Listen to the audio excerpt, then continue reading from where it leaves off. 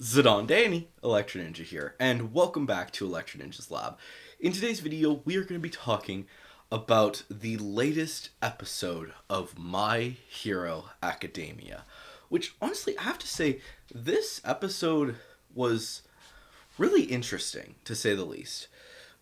With very few actual differences between the actual episode and the manga, it's that's honestly not that surprising how little there is of differences. But it was interesting to see the actual differences that honestly really show the difference of teaching between Vlad and Aizawa. The two of them have very different teaching methods. And it's actually kind of interesting to see how much these two teachers have taught their specific students. And it's honestly really interesting, to say the least. Let's actually start from the beginning. So, to start off the episode, we get to see the class A and B right after their first battle as they're discussing what they could have done better, what they could have done worse, and how they can improve. That is the thing that they both focus on to a degree. Starting off though, we get to see that Aizawa asks Class A, as well as Shinso, what they think they did wrong, to which many of them give really good reasons for what they did wrong and how they think that they can improve moving forward. And that is really interesting. Obviously, the two people that really come to mind is obviously um, uh, Kirishima and Sue, because of the fact that the two of them are well versed in what it's actually like to be with actual heroes on the field. But even Koda, as well as Shinso, who are both students who have been training under Aizawa uh, to pretty extreme degrees, they also are thinking really seriously about what they've done wrong and how they can improve. The only person who is being a bit of a moron is the one who's a moron, Kaminari. Kaminari is just an idiot. Let's just be honest here. Kaminari is a complete and utter idiot who doesn't know how to handle things. But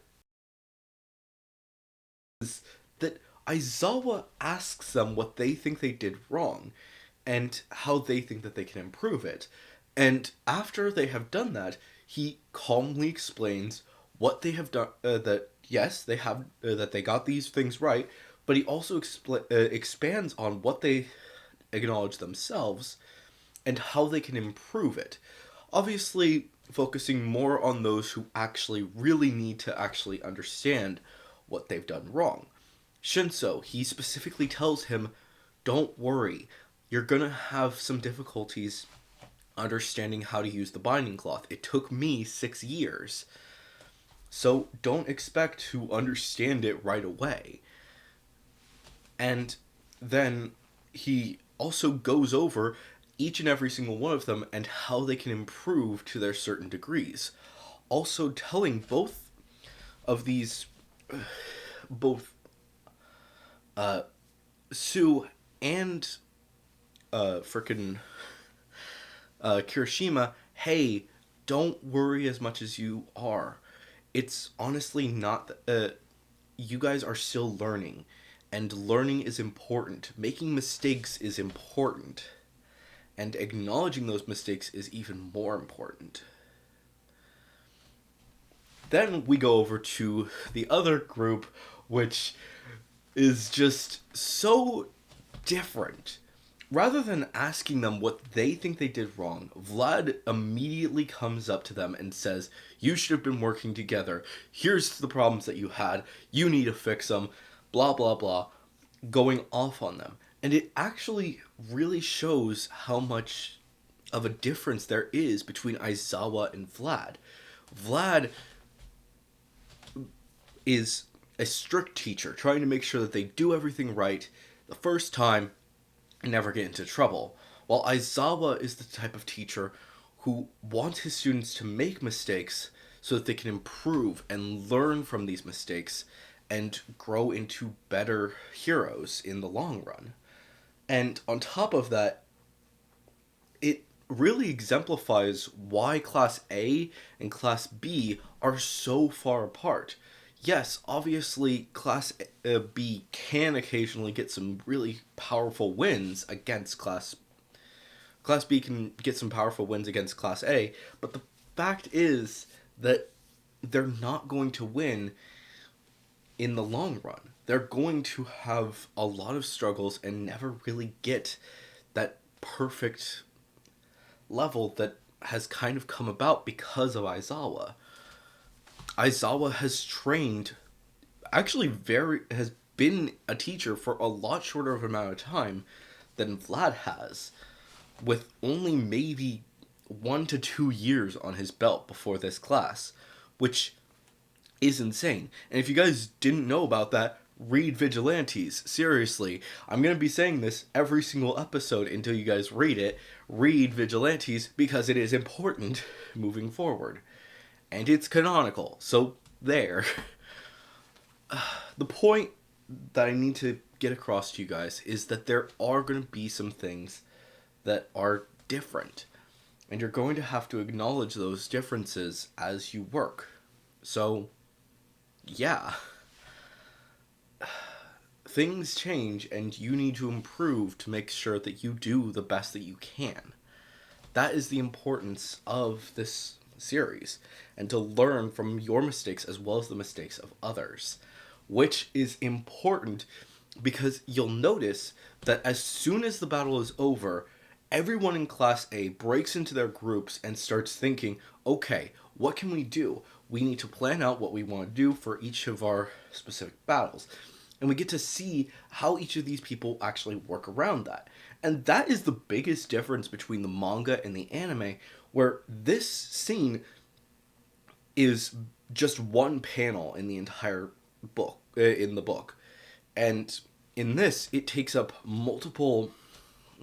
lot longer to actually go over this stuff, and they add a lot to it to make sure that people understand these kids are going to work to make sure that they are doing everything right to the best of their ability. And honestly, I love this about these characters, seeing them and seeing how they improve. It's great. Of course, after that, it's time for the battle to begin, which, honestly, this is one of my favorite battles, and I expect, even still, I said it before and I'll say it again, I expect this to actually take upwards of 3 episodes. I don't know if that's actually gonna be the actual case, because this episode is pretty much set up. Clarifying a few things, making sure that everyone knows what's going on, seeing how Tokoyami has what he has learned from Hawks and how he's going to use that ability in the future, and how he's learned basically how to fly, which is awesome, may I say. And it's going to be used for many, many chapters to come. So look forward to seeing that in the war arc. But the fact is that Tokoyami has learned a lot of things from this, and is going to grow from what he's learned from them. And that is actually really interesting, to say the least, that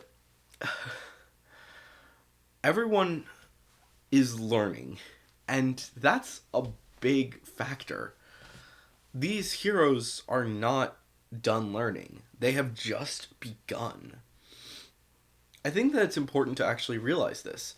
The kids are off doing things that we see them doing these as extremely dangerous, but it also shows in extreme measures that these kids really are just heroes in training and have only just begun to learn what they're going to learn. It's actually incredible. I don't know. Needless to say, there's a lot to come. Now, as for the battle, it's pretty straightforward. Basically, everyone exchange some discussion. They go off into their separate corners. Tokoyami goes up against the other guy. There's shadows and chaos, and I love this character, but at the same time, it's chaos. Let's just put it out there. This chapter is chaos, which is important to realize. This is one of the weirdest battles in the actual series. And if I'm remembering correctly, this is the only one that's actually a tie battle. And that is honestly a bit insane. I could be wrong. I think B could win, but as far as I'm aware, I do not believe that Class A wins. And that's an interesting factor to note, that even though these kids have grown so much in the past few years, or the past year, I guess, they still have a long ways to come, and they are a bit cocky. Tokoyami, sure, he is a powerful person, but he still has weaknesses, and he needs to understand that. Aoyama, I mean, let's just be honest, he is way too cocky for his own good. And, I mean, Momo has improved hugely, to the point where she knows that she's still trying to figure things out, but she understands that she still has a long ways to go. And that is an important factor that every single one of them needs to understand. And then there's Hagakure, who, oddly enough, she doesn't get as much screen time as you'd think. It's still odd to me how little Hagakure actually gets screen time, even in stuff that should be more focused on her. But I guess it makes some sense because of the fact that this episode and this battle is mostly for Momo. It's one of the reasons why I call this Momo's battle. I don't call it anyone else's battle, because the majority of this episode these parts are more focused on Momo versus Kendo. And sure, there are some really interesting aspects to see. For example, Manga, and I'm forgetting what the girls' name are, but Mushroom Girls, is her hero name, I believe. So those two actually get to do some really cool stuff next episode. So yeah, look forward to that. Also, I just have to say, of all of the Class B characters, I'm still surprised that Manga is hardly seen and hardly gets any screen time, because he's actually one of the most powerful characters if you think about it. He can basically just write onomatopoeia and then boom, it causes an effect, and that's awesome. But nope, he's hardly involved. I don't understand, but I don't know. We'll see how things turn out in the future. But yeah. Oh, look forward to seeing that battle. Like I said, this is one of the best battles there is, and even though we've seen that it's going to go pretty far, I still can't shake the feeling that this episode this part of the arc is actually going to be 3 episodes, because Momo's battle is long in the manga. And when I say long, I mean it is long. More than likely, all it's going to go to is right before the battle with Kendo and Momo, because that is a long battle. And that takes up multiple chapters in the manga. So if it lasts less than 3 episodes, I will be very surprised. So, yeah. But anyways, guys, hopefully you enjoyed this video and are looking forward to seeing more from Class 1A and Class 1B as they continue their fights, just as much as I am to see them get animated. Of course, like I said before, please make sure to actually read the manga. Not necessarily the main manga, but read Vigilantes, because before too long, we are going to get the point where you need to have read the manga, or at least, if they create an anime, then watch the anime in order to understand a lot of these stuff.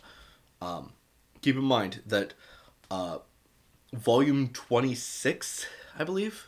Yeah, Volume 26 and Volume 9 of Vigilantes. Volume 9 of Vigilantes and Volume 26 of My Hero Academia are huge turning points in the series, and you really do need to know what is going on with both of these series before chaos ensues. So please make sure that you read Vigilantes before things get too insane. Of course, hopefully you guys have enjoyed this video. If you did, please make sure to leave a like, leave your thoughts and theories down in the comments below. If you are going to leave a theory, make sure to say theory review somewhere in a comment. And of course, if you are new, please subscribe and ring that notification bell. And even if you're not new, but you just haven't subscribed yet, please subscribe and ring that notification bell because it helps out a lot more than you may think. And of course, if you do want to support the channel even more, then definitely head down to the description and check out all of our links down there, including our social medias, our other channels, and ways you can support us financially, including our merch store, our book, and the Patreon, which a big thank you to our current Patreon, Sheeny. But anyways, guys, I've been Electro Ninja, and I'll see you guys next time. But on!